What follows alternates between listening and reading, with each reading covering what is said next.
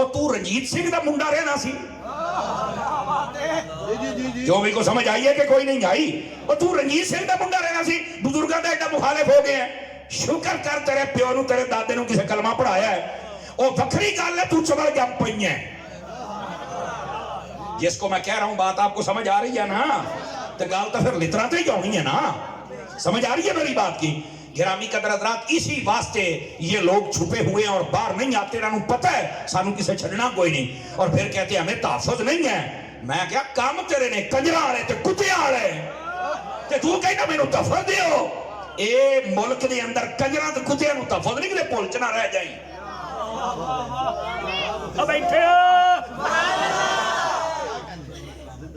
ٹھیک ہے جی. ساڈی قوم نو پتہ نہیں کی ہو گیا جناب. یہ سامنے سنا سمجھو ڈرامے کرتا ہے. ان کا دے جواب پٹھا ہوئے سدھا ہوئے. جی میں بابا خادم رضوی کہیدا سی نا دور دور کتیا مالکا نو ہی پہ گیا ہے. تو مالکا نو پہ گیا یار.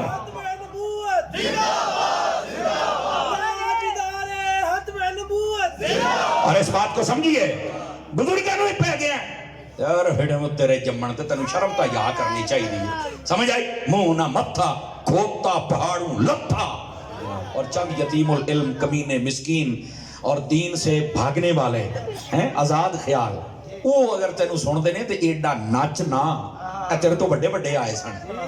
سمجھ آئی نا؟ تو کہنا بابے شاہی کوئی نہیں ہونا دی شاہی نہیں لبی.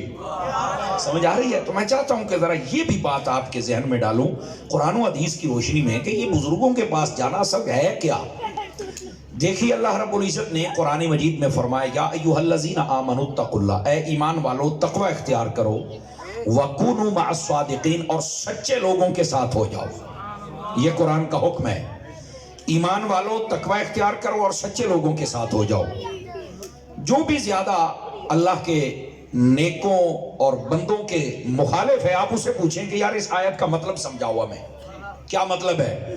اور مطلب یہ نہیں کہ جو تجھے سمجھ آتا ہے کہ میرا اوپینین یہ ہے. پرانے پین دے منہ آڑیا تیرا اوپینین نہیں چلنا. یہاں تفاسیر اٹھا اور 1400 سالہ امت کا تسلسل بتا. آواز کمزوروں والی ہے. ہمیں پتہ تو چلے نا کہ یہاں ہے کیا مطلب. تو آپ علماء تفسیر کو اٹھا کے دیکھیں. وہ کہتے ہیں کہ ایمان والے کو کہا گیا تقوی اختیار کر اور پھر اسے کہا گیا کہ تو نیکوں کے ساتھ ہو جا. یہ بات سمجھ. یہ نیک کون ہوتے ہیں؟ یہ صادقین. فرمایا اس سے مراد سب سے پہلے حضرت ابوبکر صدیق کی ذات ہے. سمجھ آئی؟ دوسرے نمبر پر کل صحابہ اور پھر تیسرے نمبر پر جتنے صالحین ہیں جتنے نیک ہیں وہ سارے کے سارے مراد ہیں. اب جو کہتا کہ تم بزرگوں کے پاس کیوں جاتے ہو، درباروں پر کیوں جاتے ہو، نیکوں کے پاس کیوں بیٹھتے ہو، اسے بول تو اپنی عقل کا علاج کرا. یہ اللہ بھیج رہا ہے. اب بتائیں تیری بک بک سنے یا اللہ کا مبارک فرمان سنے؟ جب اللہ نے فرمایا ہے کہ اے ایمان والو تقوی اختیار کرو اور سچوں کے ساتھ ہو جاؤ. یہ سچے ہیں کون؟ جن کی معیت کو اختیار کرنا ہے.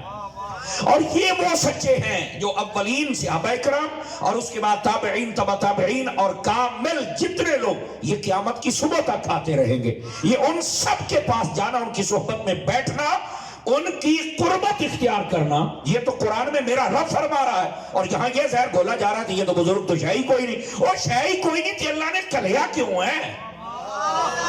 سٹیج والے بول سکتے ہیں سارے حضرات. اگر شاہی کوئی نہیں تو رب نے بھیجا کیوں ہے؟ پہلے تو یہ بتانا.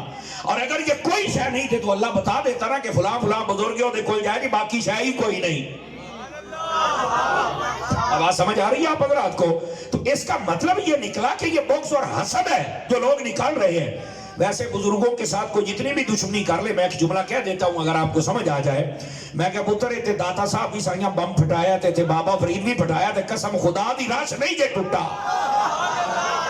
سمجھ آ رہی ہے؟ اے تھے بمبا نال نہیں ٹوکا، تیری بکواس نال کی ٹوٹے گا. توجہ ہے کہ کوئی نہیں آپ حضرات کی؟ ویسے سٹیج پر ویسی بھی آواز کوئی نہیں آ رہی. میں نے آج پتہ لگ گیا بھی میں سچا بھی جنہا میں 12 بجے تو بعد تقریر کوئی نہیں کرتا. سمجھ آ رہی نا؟ لیکن چونکہ یہ آستانہ ایسا ہے کہ یہاں ہم نخرہ نہیں کر سکتے اور افضل بھائی نے آج پھر رکھا بھی آج جو اسی کرنا وہ ہونا ہے. چلیے خیر، اللہ کریم خیر و برکت دے. تو اب بات سمجھ آئی آپ حضرات کو؟ ہم کیوں جاتے ہیں؟ اور بھائی اللہ بھیجتا ہے اس لیے ہم جاتے ہیں. اور صالحین اور صادقین اور نیکوں کے پاس اللہ نے بھیجا ہے. اللہ نے بھیجا ہے تو پھر ہم نے جانا ہی جانا ہے. اور ادھر دیکھیو میرے بھائی, کسی بھول میں نہ رہنا. اب حدیث بھی, اور یہ بخاری شریف میں ہے.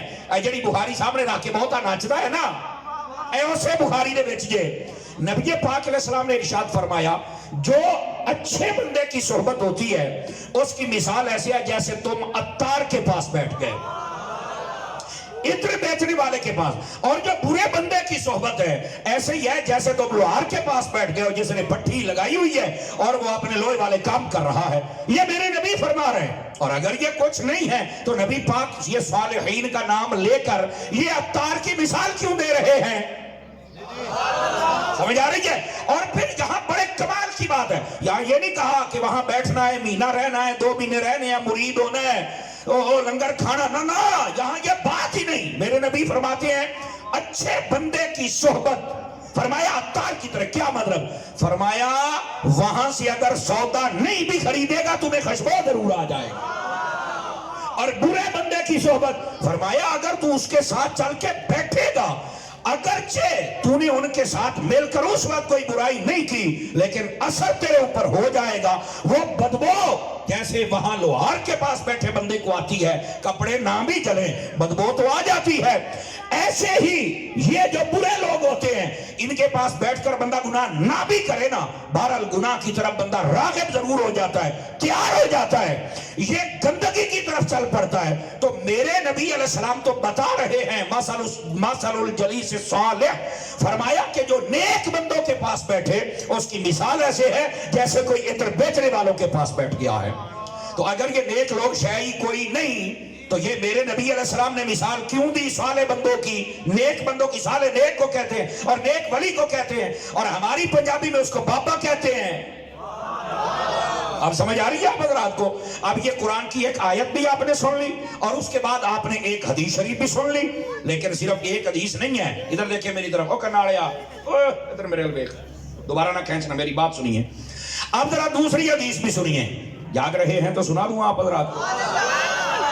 نبی پاک صلی اللہ علیہ وسلم نے کیا فرمایا؟ جڑے کہندے نے کوئی شے نہیں تے کچھ نہیں فائدہ, میں کہا کن پھڑ, او کن کھڑے کر, پھڑ بھی لوے تے خیر ہے, کوئی مسئلہ ہی نہیں ہے. حدیث سنیے, نبی پاک صلی اللہ علیہ وسلم آپ نے ارشاد فرمایا اللہ کے کچھ نیک بندے بیٹھتے ہیں اور وہ اللہ کا ذکر کرتے ہیں, نیک محفل لگتی ہے وہ اللہ کا ذکر کرتے ہیں, اور پھر ہوتا کیا ہے؟ فرمایا کہ جب نیک محفل لگتی ہے تو ان کے پاس کچھ لوگ آ کے بیٹھ جاتے ہیں. غور سے سننے والی بات ہے, کچھ لوگ آگے پاس بیٹھ جاتے ہیں. اللہ تعالیٰ فرشتوں سے پوچھتا ہے, حالانکہ ہر چیز کو جانتا ہے. اللہ رب العزت فرماتا ہے بتاؤ کہاں سے آئے ہو؟ زمین پر تیرے بندوں کو دیکھ. کیا کر رہے تھے؟ فرمایا کہ ایک ٹولہ تھا جو تیرا ذکر کر رہا تھا. اچھا کیسا لگا؟ جی بہت اچھا ہے. فرمایا گواہ ہو جاؤ ایسا معاف کر چھڑے ہے. آواز کمزوروں والی ہے آپ حضرات کی. گواہ ہو جاؤ ہم نے معاف کر دیا ہے. اچھا وہ فرشتے پتہ کیا کہتے ہیں؟ باری تعالیٰ وہاں پر کچھ لوگ تو تھے جو اس نیت سے آئے تھے کہ جو اکٹھے ہوں گے اور وہ تیرا ذکر کریں گے, اور وہ خالصتاً اس نیت سے آئے تھے, ان کو تو معاف کر. اور کچھ لوگ ایسے بھی تھے جن کی یہ نیت ہی نہیں تھی, وہ تے ننگے جاندے سن, یار کسی نے آکھا بھی آج آئیں آ رہے تھے 10 منٹ, انہوں تو پتہ نہیں سی بھی ہوتے ہونا کی ہے. وہ بہ گیا, انہیں آکھا چلو یار تھوڑی دیر میں بیعت جاواں بھی ہوتے ہوندا کی ہے.